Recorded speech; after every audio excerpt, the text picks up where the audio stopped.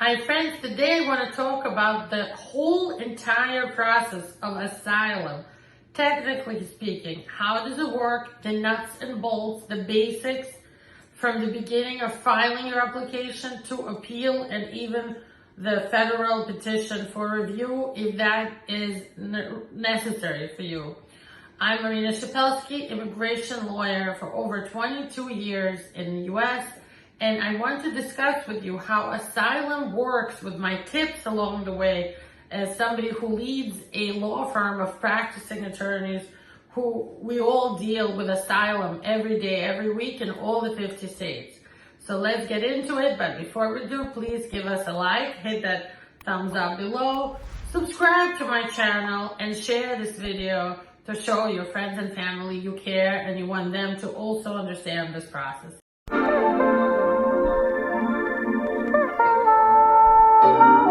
Let's go step-by-step breakdown of the full U.S. asylum process and my tips, my advice along the way.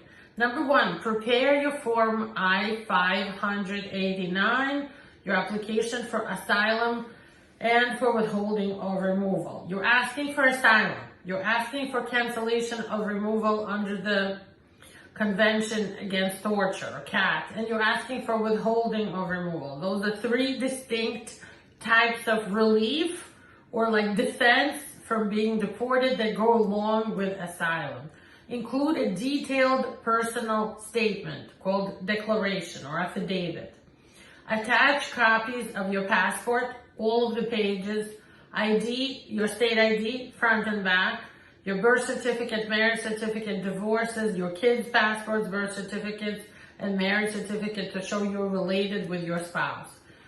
Provide evidence that you were abused or persecuted in your home country, and you have to show that you have photos, psychiatric evaluations maybe, medical records, news articles, police reports, anything that shows you experienced harm in your home country and how it's tied to one of the 5 protected categories like political asylum, religion, nationality, race, or social group. Also include documents that show how you arrived to the U.S. Now, this process that I'm talking about is for somebody who arrived in U.S. and is filing with USCIS. It's a little bit different if you're filing when you're in removal proceedings. So this is called affirmative asylum that I'm describing. If you're filing this with the court, you're gonna have to upload all this with the court and also file some of the pages with USCIS to make sure they fingerprint you and the court receives your biometrics results. So there will be extra steps if you're doing this with the court involved in removal proceedings. Next, you file your Form I-589 with USCIS, and if you are in court, you will send a copy to court as well, and now there's an extra filing fee of $1,500 if you file this. Next, important to say, you have to file asylum within 1 year of your last entry unless some exception applies, like you had legal status to be here, or you had a medical reason that made you late to file. Keep a stamped copy of the asylum application, and if you're doing this with the court, as your proof of filing, and serve a copy. This is again if you're doing this with the court on ICE attorney OPLA. Next, you receive a receipt notice from USCIS that shows they received your case and gave you a case number. Next, you will receive your biometrics appointment notice when they will take your fingerprints and your photo.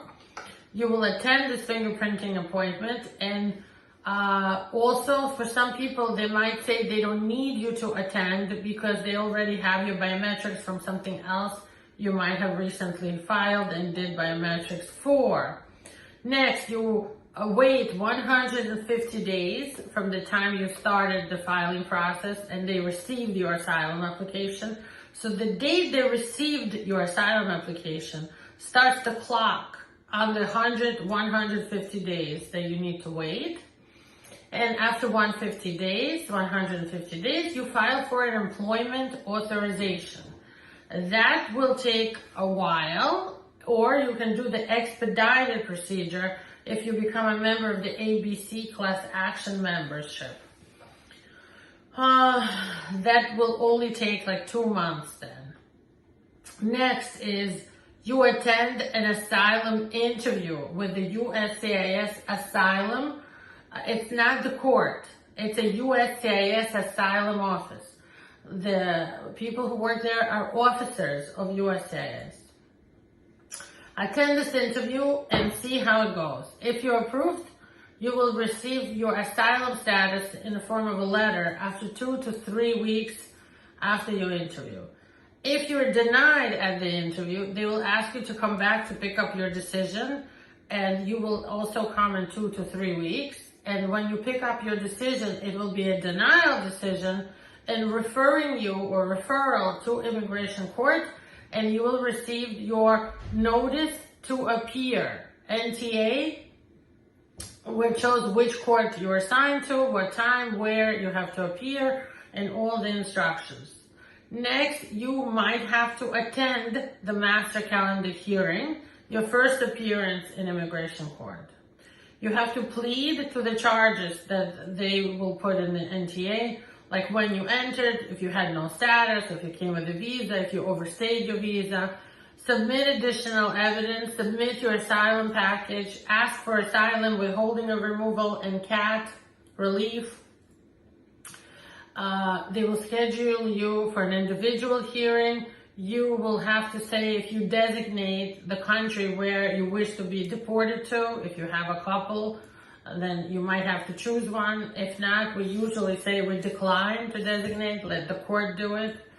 And we will have to pick the language in which you want your final, real big hearing to be in, your native language or English.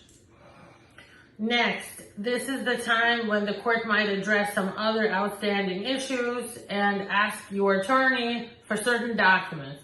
You can no longer go without a lawyer. You can no longer show up at your master calendar hearing having no case filed or no story. If you do, the judge might dismiss your case on the spot, right at the first master calendar hearing, and ICE might pick you up and detain you, put you in immigration jail for deportation, because they're not going to wait for you to hire your lawyer anymore to put a good case together. There's no more waiting here.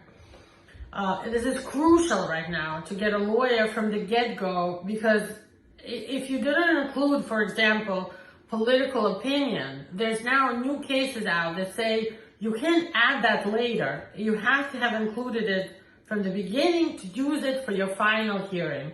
If you did not include something, you lost the right to include it. So again, this is why it's important to have a lawyer from day one in this asylum process.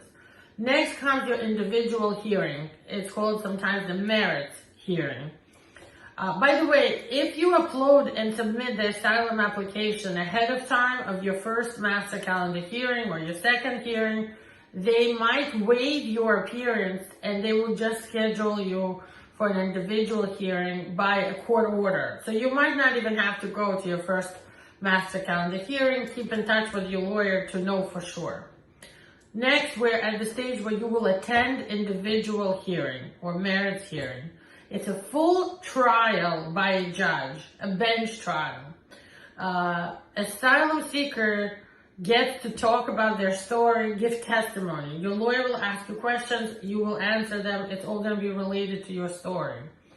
The ICE attorney, they're called OPLA, they will be allowed to question you and ask you questions to trip you up, to see if you remember your story, if you are credible, if you are believable, if you're not lying. Like, they're trying to make you look like a liar to the judge, let's be honest.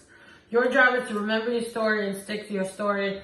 Be very specific and very stable throughout. Always constantly saying the same thing over and over again. At your individual hearing, you could call expert witnesses. You could call regular witnesses, and you could present other evidence if you wish. At the end, the judge might make a decision on the spot, and ICE attorney, OPLA, might contest or challenge, your believability. It's called credibility, and other parts of your case, but they, at the end, they might have nothing to do. You know, if the judge decides to grant you asylum, that's what you're going with. Or they could say they reserve the right to appeal, and if you win, they could appeal your winning asylum. But in either case, you could get asylum granted on the spot at the end of your individual hearing. You're going to be all alone with the judge, your lawyer, interpreter, and the ICE attorney. There's not going to be other people there at your individual hearing. It takes 3 hours sometimes, 4 hours at most. Sometimes people need to do it over 2 days instead of 1.